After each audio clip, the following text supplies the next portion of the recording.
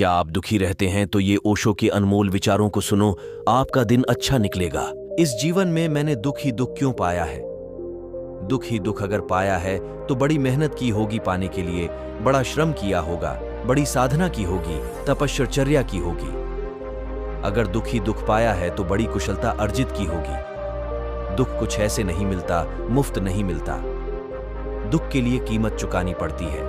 आनंद तो यूं ही मिलता है, मुफ्त मिलता है, क्योंकि आनंद स्वभाव है। दुख अर्जित करना पड़ता है, और दुख अर्जित करने का पहला नियम क्या है? सुख मांगो और दुख मिलेगा, सफलता मांगो विफलता मिलेगी, सम्मान मांगो अपमान मिलेगा। तुम जो मांगोगे उससे विपरीत मिलेगा, तुम जो चाहोगे उससे विपरीत घटित होगा, क्योंकि यह संसार तुम्हारी चाह के अनुसार नहीं चलता।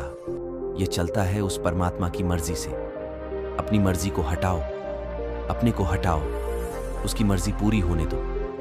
फिर दुख भी अगर हो तो दुख मालूम नहीं होगा। जिसने सब कुछ उस पर छोड़ दिया, अगर दुख भी हो तो वह समझेगा कि जरूर उसके इरादे नेक होंगे। उसके इरादे बद तो हो ही नहीं सकते, जरूर इसके पीछे भी कोई राज होगा। अगर वह कांटा चुभाता है तो जगाने के लिए चुभाता होगा, और अगर रास्तों पर पत्थर डाल रखे हैं, उसने तो सीढ़ियां बनाने के लिए डाल रखे होंगे।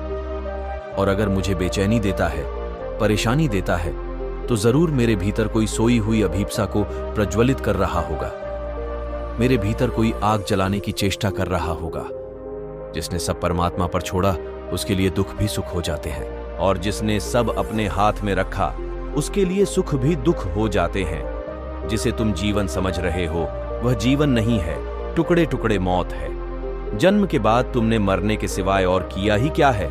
रोज रोज मर रहे हो, और जिम्मेवार कौन है? अस्तित्व ने जीवन दिया है, मृत्यु हमारा आविष्कार है। अस्तित्व ने आनंद दिया है, दुख हमारी खोज है। प्रत्येक बच्चा आनंद लेकर पैदा होता है, और बहुत कम बूढ़े हैं जो आनंद लेकर विदा होते हैं। जो विदा होते हैं उन्हीं को हम बुद्ध कहते हैं। सभी यहां आनंद लेकर जन्मते हैं, आश्चर्य विमुग्ध आंखें लेकर जन्मते हैं, आह्लाद से भरा हुआ हृदय लेकर जन्मते हैं। हर बच्चे की आंख में झांक कर देखो, नहीं दिखती तुम्हें निर्मल गहराई। और हर बच्चे के चेहरे पर देखो, नहीं दिखता तुम्हें आनंद का आलोक। और फिर क्या हो जाता है? क्या हो जाता है?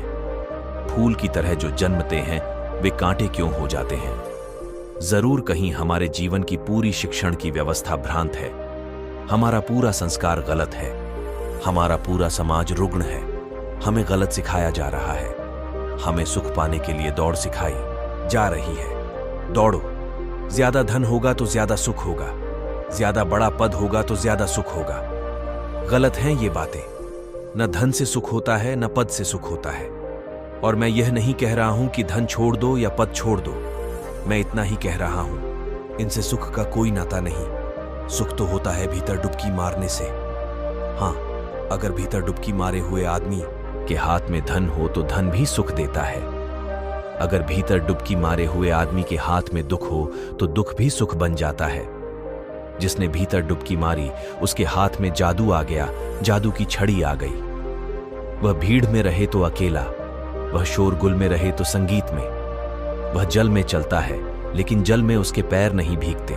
ये मैं नहीं कह सकता कि ये दुख अगर मिल रहे हैं तो पिछले जन्मों के हैं।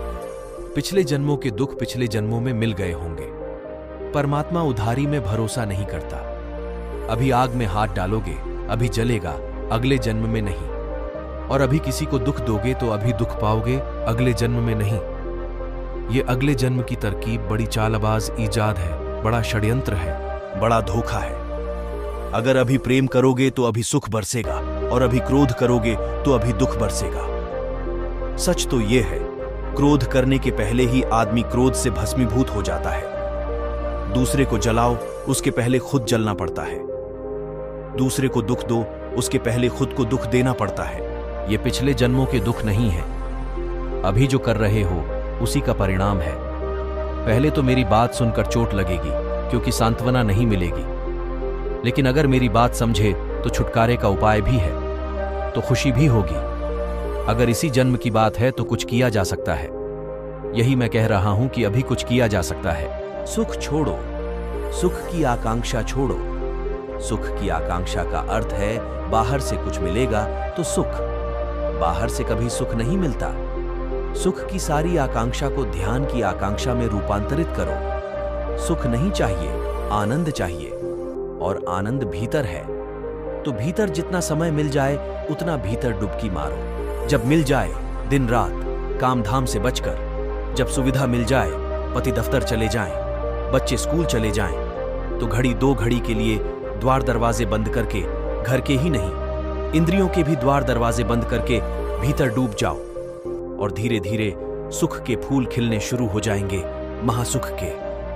और वे ऐसे फूल हैं जो खिलते हैं तो फिर मुरझाते नहीं हैं। और ऐसे ही विचार सुनने के लिए हमारे चैनल को सब्सक्राइब कर लें, जिससे क्या होगा, आपको नई नई वीडियो का नोटिफिकेशन मिलता रहेगा। और अपने दुखी दोस्तों को शेयर जरूर करें। धन्यवाद।